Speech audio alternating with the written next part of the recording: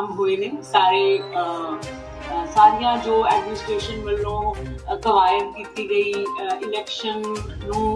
Election ਦੀ ਪ੍ਰਕਿਰਿਆ ਨੂੰ ਸਹੀ ਤਰੀਕੇ ਨਾਲ ਚਲਾਉਣ ਵਾਸਤੇ, ਚਾਹੇ ਉਹ ਰੋਲ ਬਣਾਉਣਾ ਹੋਏ, ਉਹਦੇ ਵਿੱਚ ਸਫਾਈ ਕਰਨੀ ਹੋਏ, ਅਸੀਂ ਹੋਰ ਜਾਗਰੂਕਤਾ ਵਾਸਤੇ ਜਿਹੜੀਆਂ ਸਵੀਪ ਐਕਟੀਵਿਟੀਜ਼ ਕਰਨੀਆਂ ਹੋਣ, ਵੋਟਰਸ ਦੀ ਖਾਸ ਜਿਹੜੀ ਕੈਟੇਗਰੀਜ਼ ਤੇ ਫੋਕਸ ਕਰਨਾ ਹੋਏ, ਚਾਹੇ ਉਹ ਦਿਵਿਆਂਗ ਹੋਣ, ਚਾਹੇ ਉਹ 80+ ਹੋਣ।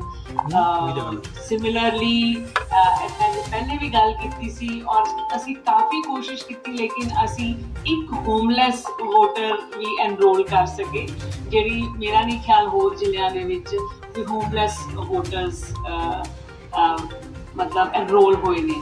ਸਾਡੇ ਜਿਹੜੇ BLOs ਨੇ ਉਹਨਾਂ ਨੇ ਇੰਨੀ ਸਰਦ ਰੁੱਤ ਦੇ ਵਿੱਚ ਜਾ ਕੇ ਕੋਸ਼ਿਸ਼ ਕੀਤੀ, ਅਸੀਂ ਉਹਨਾਂ ਨੂੰ ਕਿ ਵੋਟ ਬਣਿਆ ਹੋਏ ਅਗਰ ਤਾਂ ਅਸੀਂ ਨਹੀਂ, ਫਿਰ ਅਸੀਂ ਉਹਨਾਂ ਨੂੰ ਸਿਰਫ ਕੰਬਲ ਦਿੱਤੇ, ਲੇਕਿਨ ਜਿਹੜੇ 1-2 ਲੋਕਾਂ ਦੇ ਵੋਟ ਨਹੀਂ ਸੀ ਉਸ ਚੋਂ ਇੱਕ ਵਿਅਕਤੀ ਨੇ ਵੋਟ ਬਣਵਾਇਆ।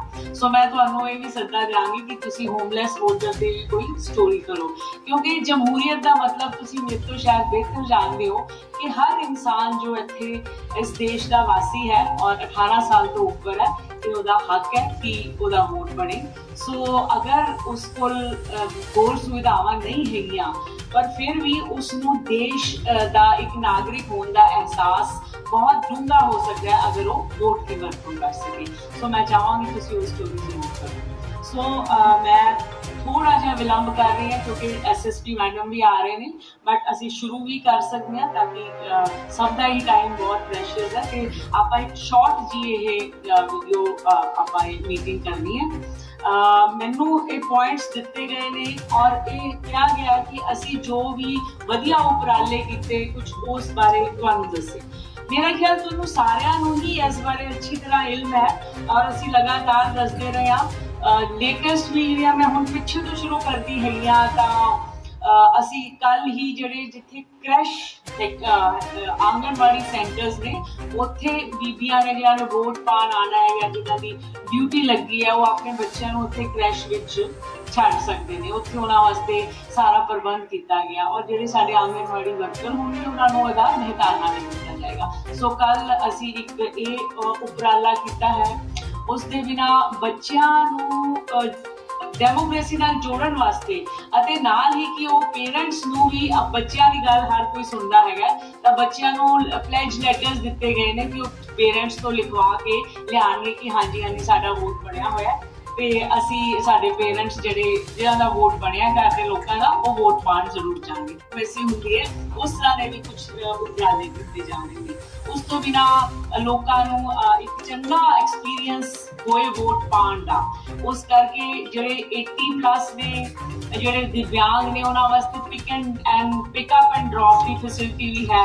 ਔਰ ਉਸ ਦੇ ਨਾਲ ਹੀ ਮੈਂ ਦੁਬਾਰਾ ਇਹ ਦੱਸਣਾ ਚਾਹਾਂਗੀ ਕਿ ਪਹਿਲੀ ਵਾਰ ਸਾਡੇ ਰਾਜ ਦੇ ਵਿੱਚ postal belt the facility persons with disability ਨੂੰ, 80+ ਵੋਟਰਸ ਨੂੰ ਔਰ ਜਿਹੜੇ ਕੋਈ ਕੋਵਿਡ ਅਫੈਕਟਡ ਸੀ, ਉਹ ਕੋਵਿਡ ਅਫੈਕਟਡ ਵਾਲੇ ਆਪਣੇ ਇੱਥੇ ਕੋਈ ਨਹੀਂ ਇਸ ਤਰ੍ਹਾਂ ਦੇ ਬੈਨੀਫਿਸ਼ਰੀ ਸੀ, ਲੇਕਿਨ ਕੁੱਲ 143 ਸਾਡੇ ਟੋਟਲ 80+ ਔਰ ਦਿਵਿਆਂਗ ਜਿਨ੍ਹਾਂ ਨੇ ਆਪਣਾ ਪੋਸਟਲ ਬੈਲਟ ਰਾਹੀਂ ਵੋਟ ਪਾਇਆ ਹੈ। ਸੋ ਉਹਨਾਂ ਦੀਆਂ ਵੀਡੀਓਜ਼ ਵਗੈਰਾ ਵੀ ਤੁਸੀਂ ਦੇਖੋਗੇ ਕਿ ਕਿਸ ਤਰੀਕੇ ਨਾਲ ਇਸ ਚੀਜ਼ ਨੂੰ ਆਪਾਂ ਥੋੜਾ ਜਿਹਾ ਸਮਝੀਏ ਕਿ ਇਲੈਕਸ਼ਨ ਕਮਿਸ਼ਨ ਦੀ ਸੋਚ ਕਿ ਜਿਹੜੇ ਲੋਕ ਨਹੀਂ ਆ ਸਕਦੇ ਲੇਕਿਨ ਉਹ ਵੋਟ ਪਾਉਣਾ ਚਾਹੁੰਦੇ ਨੇ ਤਾਂ ਉਹਨਾਂ ਨੂੰ ਇਹ ਫੈਸਿਲਿਟੀ ਦਿੱਤੀ ਗਈ। ਸੋ ਇਹ ਸਾਰੀ ਪ੍ਰਕਿਰਿਆ ਮੁਕੰਮਲ ਹੋ ਚੁੱਕੀ ਹੈ ਔਰ ਉਹਦੇ ਵਿੱਚ ਕੰਪਲੀਟ ਪਾਰਦਰਸ਼ਤਾ ਹੈ। ਉਹਦੇ ਵਿੱਚ ਨਾਲ ਪੋਲਿੰਗ ਦੇ 2 ਜਣੇ, ਮਾਈਕਰੋ ਆਬਜ਼ਰਵਰ, ਪੁਲਿਸ ਦਾ ਬੰਦਾ, ਵੀਡੀਓਗ੍ਰਾਫਰ ਔਰ ਪੂਰਾ ਉੱਥੇ ਇੱਕ ਤਰ੍ਹਾਂ ਦਾ ਉਹਨਾਂ ਨੇ ਘਰ ਵਿੱਚ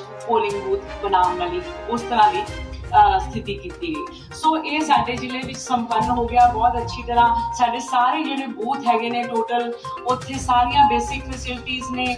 ਉਹਨਾਂ ਵਿੱਚੋਂ 10 ਬੂਥ ਨੇ ਜਿਹੜੇ ਕਿ ਮਾਡਲ ਪੋਲਿੰਗ ਬੂਥ ਨੇ ਜਿੱਥੇ ਕਿ ਹੋਰ ਵੀ ਉਹਨਾਂ ਨੂੰ ਸਜਾਇਆ ਗਿਆ ਹੈ, ਬੇਸਿਕਲੀ ਦਿੱਖ ਅੱਛੀ ਕੀਤੀ ਗਈ ਹੈ ਤੇ ਨਾਲ ਹੀ ਵਲੰਟੀਅਰਸ ਨੇ, BLOs ਨੇ ਇਹ ਕੋਸ਼ਿਸ਼ ਕੀਤੀ ਹੈ ਕਿ ਉੱਥੇ ਵੋਟਿੰਗ ਵੀ ਜ਼ਿਆਦਾ ਤੋਂ ਜ਼ਿਆਦਾ ਹੋ ਸਕੇ।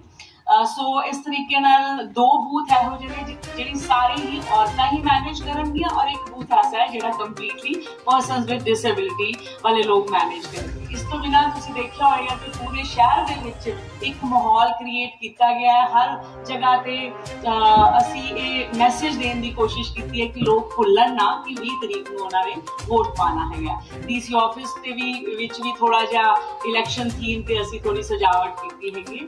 ਸੋ ਇਹ ਚੀਜ਼ਾਂ ਉਹ ਨੇ ਕਿ ਜਿਹੜੀਆਂ ਅਸੀਂ ਆਪਣੇ ਵੱਲੋਂ ਤਿਆਰੀਆਂ ਕੀਤੀਆਂ ਦੇ ਨਾਲ ਹੀ ਬਾਕੀ ਸਾਰੇ ਵੋਟਰਸ ਨੂੰ ਜਿਹੜੇ ਐਪਿਕ ਕਾਰਡ ਨੇ ਉਹ ਚਲੇ ਗਏ, ਵੋਟਰ ਸਲਿਪਸ ਚਲੀਆਂ ਗਈਆਂ, EVM ਦੀ ਭਰਪੂਰ ਅਸੀਂ ਉਸ ਬਾਰੇ ਜਿਹੜਾ ਹੈਗਾ ਪ੍ਰਚਾਰ ਕੀਤਾ ਤਾਂ ਕਿ ਲੋਕਾਂ ਦੀ ਫੈਮਿਲੀਅਰਿਟੀ ਹੋ ਜਾਏ, ਮਸ਼ੀਨ ਕਰਕੇ ਕੋਈ ਉਹਨਾਂ ਨੂੰ ਓਪਰਾਪਨ ਨਾ ਲੱਗੇ। ਸੋ ਉਹ ਸਾਰੀਆਂ ਚੀਜ਼ਾਂ ਅਸੀਂ ਕਰਦੇ ਰਹੇ ਹਾਂ। ਔਰ ਬਾਕੀ ਇਸ ਤੋਂ ਬਿਨਾਂ ਜਿੰਨੀਆਂ ਵੀ ਇਲੈਕਸ਼ਨ ਕਮਿਸ਼ਨ ਦੀਆਂ ਇੰਸਟਰਕਸ਼ਨ ਦੇ ਹਿਸਾਬ ਨਾਲ ਹੁੰਦਾ ਹੈ, ਕਿਉਂਕਿ ਬਹੁਤ ਭਾਰੀ ਪ੍ਰਕਿਰਿਆ ਹੈ, BLOs ਨੂੰ ਵੀ ਬਹੁਤ ਕੰਮ ਦਿੱਤੇ ਗਏ, ਕੋਸ਼ਿਸ਼ ਕੀਤੀ ਗਈ ਕਿ ਜ਼ਿਆਦਾ ਤੋਂ ਜ਼ਿਆਦਾ ਲੋਕ ਸਾਡੇ ਵੋਟਰ ਬਣ ਸਕਣ। ਐਡਮਿਨਿਸਟ੍ਰੇਸ਼ਨ, ਪੁਲਿਸ ਐਡਮਿਨਿਸਟ੍ਰੇਸ਼ਨ ਅਸੀਂ ਬਿਲਕੁਲ ਇੱਕ ਸੋਹਣੀ ਟੀਮ ਜਿਸ ਤਰ੍ਹਾਂ ਹੁੰਦੀ ਹੈ ਔਰ ਫੁੱਲ ਅੰਡਰਸਟੈਂਡਿੰਗ ਦੇ ਨਾਲ ਤੁਸੀਂ ਦੇਖਿਆ ਹੋਣਾ ਹੈ ਕਿ ਜੋ ਵੀ ਕੰਪਲੇਂਟਸ ਵਗੈਰਾ ਆਈਆਂ ਅਸੀਂ ਉਹਨਾਂ ਨੂੰ ਬਿਲਕੁਲ ਆਬਜੈਕਟਿਵਲੀ ਇੱਕ ਲੈਵਲ ਪਲੇਇੰਗ ਫੀਲਡ ਦੇਣ ਦੀ ਕੋਸ਼ਿਸ਼ ਕੀਤੀ ਹੈਗੀ ਹੈ। ਔਰ ਮੇਰਾ ਖਿਆਲ ਲੋਕਾਂ ਨੂੰ ਇਸ ਚੀਜ਼ ਬਾਰੇ ਮਾਣ ਹੋਏਗਾ ਕਿ ਕਿਸੇ ਤਰ੍ਹਾਂ ਦੀ ਵੀ ਪੱਖਪਾਤ ਰਾਈਟ ਫਰੋਮ ਦ ਬਿਗਿਨਿੰਗ ਨਹੀਂ ਹੋਈ। ਔਰ ਜਿਸ ਤਰ੍ਹਾਂ ਰਵਜੋਤ ਨੇ ਕਿਹਾ ਇਲੈਕਸ਼ਨ ਵਾਲੇ ਦਿਨ ਵੀ ਬਿਲਕੁਲ ਕਿਸੇ ਕਿਸਮ ਦਾ ਪੱਖਪਾਤ ਨਹੀਂ ਹੋਏਗਾ। ਸਾਰੀ ਇਲੈਕਸ਼ਨ ਮਸ਼ੀਨਰੀ ਨੂੰ ਇਸ ਬਾਰੇ ਬਾਰ-ਬਾਰ ਟ੍ਰੇਨਿੰਗ, ਬਾਰ-ਬਾਰ ਉਹਨਾਂ ਦੀ ਓਰੀਐਂਟੇਸ਼ਨ ਪੁਲਿਸ ਦੀ ਵੀ। ਸੋ ਜਿਸ ਤਰ੍ਹਾਂ ਹੁਣ ਅੱਜ ਲਾਸਟ ਡੇ ਹੈ, ਕੱਲ ਇਲੈਕਸ਼ਨ ਹੈ ਔਰ ਇਸ ਵਕਤ ਅਸੀਂ ਸਾਰੇ ਦੌਰਾ ਕਰਦੇ ਰਹੇ ਹਾਂ ਜਿਹੜੇ ਆਪਣੇ ਸਟਰੋਂਗ ਰੂਮਸ ਨੇ ਜਿੱਥੇ ਪਾਰਟੀਜ਼, ਸਾਰੀਆਂ ਪੋਲਿੰਗ ਪਾਰਟੀਜ਼ ਇਕੱਠੀਆਂ ਹੋ ਕੇ ਤੇ ਉਹਨਾਂ ਨੂੰ ਜਿਹੜੀਆਂ ਉਹਨਾਂ ਦੀਆਂ ਅਪਾਇੰਟਮੈਂਟਸ, ਉਹਨਾਂ ਨੂੰ ਕਿੱਥੇ ਜਾਣਾ ਹੈ, ਨਾਲ ਸਾਰਾ ਸਮਾਨ ਉਹ ਦੇ ਕੇ ਔਰ ਆਲਮੋਸਟ ਇਸ ਵਕਤ ਉਹ ਰਵਾਨਾ ਹੋ ਰਹੇ ਨੇ। ਔਰ ਜਿਵੇਂ ਮੈਂ ਪਹਿਲੇ ਵੀ ਦੱਸਿਆ ਕਿ ਉਹਨਾਂ ਦੀ ਖਾਣ ਪੀਣ ਦਾ, ਰਹਿਣ ਦਾ, ਇਹ ਸਾਰੇ ਇੰਤਜ਼ਾਮਾਤ ਅਸੀਂ ਕੋਸ਼ਿਸ਼ ਕੀਤੀ ਹੈ ਕਿ ਕਿਸੇ ਨੂੰ ਬਿਲਕੁਲ ਕਿਸੇ ਕਿਸਮ ਦੀ ਪਰੇਸ਼ਾਨੀ ਨਾ ਹੋਵੇ, ਕੋਈ ਸਵਾਲ ਹੋ। ਸੈਂਸਿਟਿਵ ਨਹੀਂ ਹੈਗਾ ਜੀ, ਇਹਨੂੰ ਵਲਨਰੇਬਲ ਜਾਂ ਕ੍ਰਿਟੀਕਲ ਇਹਨੂੰ ਕੈਟੇਗਰਾਈਜ਼ ਕੀਤਾ ਗਿਆ ਹੈਗਾ ਤੇ ਬਿਲਕੁਲ ਹੈਗਾ ਜੀ। ਇਹਦੀ ਵਲਨਰੇਬਿਲਿਟੀ ਐਂਡ ਕ੍ਰਿਟੀਕਲ ਦੇ ਮੁਤਾਬਕ ਇਹਦੀ ਫੋਰਸਡ ਡਿਸਟ੍ਰੀਬਿਊਸ਼ਨ ਹੈ ਜਿਹੜੀ ਉਸ ਤਰੀਕੇ ਨਾਲ 81 ਜਿਹੜੇ ਹੈਗੇ ਸਾਡੇ ਉਹਨਾਂ ਨੂੰ ਅਸੀਂ ਵਲਨਰੇਬਲ ਡਿਕਲੇਅਰ ਕੀਤਾ ਸੀ ਤੇ ਇਹਨਾਂ ਦੀ ਡਿਪਲੋਇਮੈਂਟ ਉਸ ਹਿਸਾਬ ਨਾਲ ਹੋਈ। ਡਿਪਲੋਇਮੈਂਟ ਚਾਰਟ ਹੈ ਜਿਹੜਾ ਮੇਰੇ ਵੱਲੋਂ, DC ਮੈਮ ਵੱਲੋਂ, ਪੁਲਿਸ ਅਬਜ਼ਰਵਰਸ ਨੂੰ ਸਾਰਿਆਂ ਵੱਲੋਂ ਅਪਰੂਵ ਕੀਤਾ ਗਿਆ।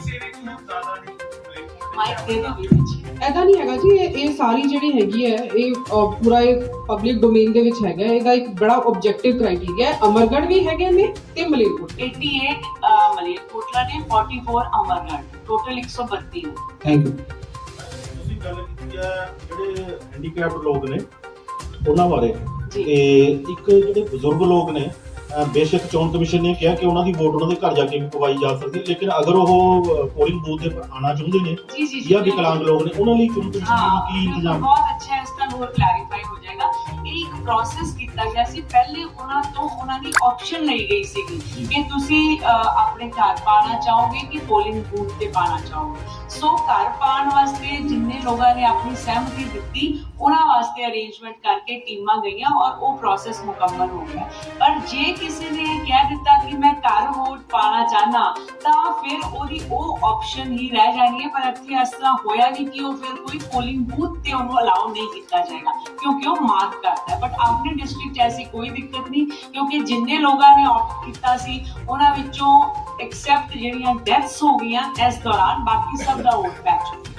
ਨਹੀਂ ਜੋ ਹੈਂਡੀਕੈਪਡ ਹੈ, ਹੈਂਡੀਕੈਪ ਵੀ ਤੇ 80+ ਵੀ ਜਿਹੜੇ ਬੂਥ ਤੇ ਜਾਣ ਵਾਸਤੇ ਜਿਨ੍ਹਾਂ ਨੇ ਆਪਣਾ ਇਹ ਆਪਸ਼ਨ ਨਹੀਂ ਲਿਆ ਕਿ ਘਰ ਪਾਣਾ ਹੋਵੇ ਹੈ ਨਾ, ਉਹਨਾਂ ਨੂੰ ਬੂਥ ਤੇ ਜਾਣ ਵਾਸਤੇ pick and drop the facility ਹੈ। ਉੱਥੇ ਵੀਲ ਚੇਅਰਸ ਵੀ ਰੱਖੀਆਂ ਨੇ, ਉੱਥੇ ਉਹਨਾਂ ਨੂੰ ਤਰਜੀਹ ਵੀ ਦਿੱਤੀ ਜਾਏਗੀ ਔਰ ਬਾਕੀ ਸਾਰੇ। ਮੈਮ ਮੇਰਾ ਸਵਾਲ ਇਹ ਹੈ ਵੀ ਮਤਲਬ ਉਹਨਾਂ ਨੂੰ ਘਰ ਤੋਂ ਲੈ ਕੇ ਆਉਣ ਲਈ ਪ੍ਰਸ਼ਾਸਨ ਵੱਲੋਂ ਕੁਝ ਹੈ? ਹਾਂਜੀ ਪਿਕ ਐਂਡ ਡ੍ਰੌਪ ਫੈਸਿਲਿਟੀ ਦਾ ਕਿਹਦੇ ਨਾਲ ਰਾਬਤਾ ਕੀਤਾ ਜਾਊਗਾ? ਉਹ ਸਾਰੀ ਚੀਜ਼ ਜਿਹੜੇ ਸੁਪਰਵਾਈਜ਼ਰਸ ਨੇ ਉਹਨਾਂ ਨੂੰ ਹਿਦਾਇਤ ਕਰ ਦਿੱਤੀ ਗਈ ਹੈ। ਅਸੀਂ ਇਹਨੂੰ ਹੋਰ ਪਬਲਿਸਾਈਜ਼ ਵੀ ਕਰਾ ਦਿੰਦੇ ਹਾਂ ਜੀ। ਮੈਡਮ ਜਿਵੇਂ ਤੁਹਾਡੇ ਵੱਲੋਂ ਕਈ ਪਰਚੇ ਦਿੱਤੇ ਗਏ ਨੇ, ਜਿਵੇਂ ਰੈਲੀਜ਼ ਦੇ ਵਿੱਚ ਵੀ ਕੋਵਿਡ ਦੇ ਉਲੰਘਣਾ ਦੇ ਵੀ ਦਿੱਤੇ ਗਏ ਨੇ ਤੇ ਗਲਤ ਤਰੀਕੇ ਨਾਲ ਰੈਲੀਆਂ ਕਰਨ ਦੇ ਵੀ ਦਿੱਤੇ ਗਏ ਨੇ, ਲੇਕਿਨ ਜਿਹੜੇ ਜ਼ਿਆਦਾਤਰ ਪਰਚੇ ਨੇ ਉਹ ਦੋ ਅਗਿਆਤ ਵਿਅਕਤੀਆਂ ਦੇ ਖਿਲਾਫ ਦਿੱਤੇ ਗਏ, ਦੋ ਅਨਨੋਨ ਪਰਸਨ। ਜਿਵੇਂ ਤੁਹਾਡੀ ਜਿਹੜੀ ਚੰਨੀ ਸਾਹਿਬ ਦੀ ਰੈਲੀ ਹੋਈ ਸੀ ਉਹ ਵੀ ਜਿਹੜਾ ਪਰਚਾ 2 ਅਗਿਆਤ ਵਿਅਕਤੀਆਂ ਦੇ ਖਿਲਾਫ ਦਰਜ ਕੀਤਾ ਗਿਆ। ਤੇ ਇਹਦਾ ਕੀ ਕਾਰਨ ਹੈ ਮੈਡਮ, ਤੇ ਇਹਦੇ ਵਿੱਚ ਕੀ ਫਰਦਰ ਇਹਦੇ ਵਿੱਚ ਕੀ ਹੋਊਗਾ? ਦੇਖੋ ਜੀ, ਇਹ ਮੈਨੂੰ ਚੰਨੀ ਸਾਹਿਬ ਜਿਹੜਾ ਤੁਸੀਂ ਕਹਿ ਰਹੇ ਹੋ ਉਹ ਮੈਨੂੰ ਉਹਦੇ ਬਾਰੇ ਨੌਲੇਜ ਨਹੀਂ ਹੈ। ਜੋ ਸਾਡੇ ਪਰਚੇ ਦਰਜ ਹੋਏ ਨੇ ਉਹਦੇ ਬਾਰੇ ਦੱਸ ਸਕਦੀ ਹੈ ਕਿ ਮੋਸਟਲੀ ਪਰਚੇ FST ਦੀ ਰਿਪੋਰਟ ਤੇ ਹੋਏ ਨੇ, ਤੇ ਪੁਲਿਸ ਇਨਵੈਸਟੀਗੇਸ਼ਨ ਦੇ ਵਿੱਚ ਹਮੇਸ਼ਾ ਇਹੀ ਕੋਸ਼ਿਸ਼ ਕੀਤੀ ਜਾਂਦੀ ਹੈ ਕਿ ਉਹਨੂੰ ਆਈਡੈਂਟੀਫਾਈ ਕੀਤਾ ਜਾਏ ਤੇ ਇਨਵੈਸਟੀਗੇਸ਼ਨ ਕਰਕੇ ਜਾਂ ਤਾਂ ਉਹਦਾ ਚਲਾਨ ਬਣਦਾ ਹੁੰਦਾ ਹੈ, ਜਾਂ ਜੇ ਉਹ ਚਲਾਨ ਨਹੀਂ ਬਣਦਾ, ਐਵੀਡੈਂਸ ਨਹੀਂ ਇਕੱਠਾ ਹੁੰਦਾ, ਤਾਂ ਉਹਨੂੰ ਕੈਂਸਲ ਕੀਤਾ ਜਾਂਦਾ। ਤੇ ਡੀਸੀ ਮੈਮ, ਜੋ ਜਿਹੜੇ ਮਲੇਰਕੋਟਲਾ ਪੁਲਿਸ ਨੇ ਪਰਚੇ ਦਿੱਤੇ ਹੈ ਜੀ, ਹਾਂਜੀ ਦੱਸੋ। ਜਿਵੇਂ ਮਲੇਰਕੋਟਲਾ ਪੁਲਿਸ ਨੇ ਜੋ ਪਰਚੇ ਦਿੱਤੇ ਹੈ, ਜਿਵੇਂ ਤੁਹਾਡੇ ਇੰਸਟਰਕਸ਼ਨਸ ਦੇ ਉੱਤੇ ਦਿੱਤੇ ਹਨ, ਇਲੈਕਸ਼ਨ ਕਮਿਸ਼ਨ ਦੀ ਇੰਸਟਰਕਸ਼ਨ ਤੇ ਦਿੱਤੇ ਹੈ, ਉਹ ਜ਼ਿਆਦਾਤਰ ਪਰਚੇ 2 ਅਨਨੋਨ ਪਰਸਨ ਦੇ ਨਹੀਂ ਖਿਲਾਫ। ਜੀ, ਮੈਂ ਤੁਹਾਨੂੰ ਇੱਥੇ ਕਰੈਕਟ ਕਰ ਰਹੀ ਹਾਂ, ਉਹ ਇੰਸਟਰਕਸ਼ਨਸ ਤੇ ਨਹੀਂ ਹੁੰਦੇ ਜੀ। FST ਜਿਹੜੀ ਫਲਾਈਂਗ ਸਕੁਆਡ ਟੀਮ ਹੈ, ਜਿਹਨੂੰ ਇੱਕ ਮੈਜਿਸਟ੍ਰੇਟ ਹੈਡ ਕਰਦਾ, ਜੋ ਮੌਕੇ ਦਾ ਜਾਇਜ਼ਾ ਲੈ ਕੇ ਇੱਕ ਮੁੱਢਲੇ ਤੌਰ ਤੇ ਬਿਆਨ ਦੇ ਕੇ ਉਹਤੇ ਜੋ ਵਾਇਲੇਸ਼ਨ ਹੁੰਦੀ ਹੈ ਉਹਤੇ ਪਰਚਾ ਦਰਜ ਕੀਤਾ ਜਾਂਦਾ ਹੈ। ਜੇ ਤੁਹਾਡਾ ਕੋਈ ਸਪੈਸੀਫਿਕ ਇਹਦੇ ਬਾਰੇ ਕੁਐਸਚਨ ਹੈਗਾ ਹੈ, ਕਿਸੇ ਸਪੈਸੀਫਿਕ ਪਰਚੇ ਬਾਰੇ, ਤਾਂ ਤੁਸੀਂ ਮੈਨੂੰ ਪੁੱਛ ਸਕਦੇ ਨੋ ਹੋ। ਮੈਮ, ਚਲੋ ਆਈ ਥਿੰਕ ਆਪਾਂ ਨਾ ਤੁਹਾਡਾ ਕੁਐਸਚਨ ਅਗਰ ਕੋਈ ਜ਼ਿਆਦਾ ਲੰਬਾ ਹੈ, ਆਪਾਂ ਵੀ just want to take 2-3 questions and ਕਿਉਂਕਿ ਇਸ ਟਾਈਮ ਸਾਨੂੰ ਫੀਲਡ ਵਿੱਚ ਹੋਣਾ ਹੈ। ਠੀਕ ਹੈ ਜੀ। ਹੈਲੋ,